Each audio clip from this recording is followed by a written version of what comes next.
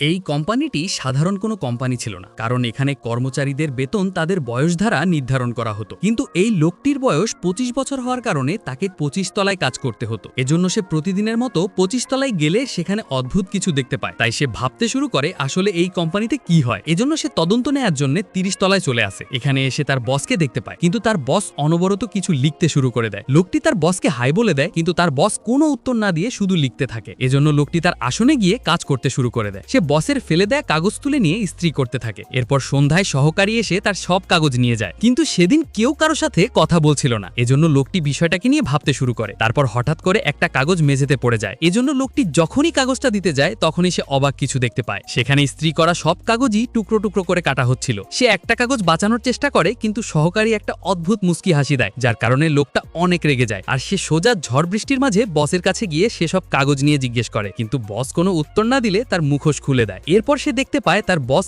এতদিন মুখোশের আড়ালে লুকিয়েছিল। এজন্য সে চুপচাপ বসের রুম থেকে বের হয়ে আসে, আর সে সোজা ৬৫ তলায় চলে যায়। এরপর সব সত্যিটা বের হয়ে আসে। আসলে এখানে বৃদ্ধ আর অকেজো মানুষদের মেরে আবর্জনার মতো ডাস্টবিনে দেয়া হতো। তখনই একটা রোবোটিক্স হাত লোকটাকে ধরে ভিতরে টেনে নেওয়ার চেষ্টা করে, কিন্তু শেষ মুহূর্তে লোকটা নিজেকে বাঁচাতে লিফটটাকে বন্ধ করে দেয়, যার কারণে সেই রোবোটিক্স হাতটা কেটে দুভাগ হয়ে যায়।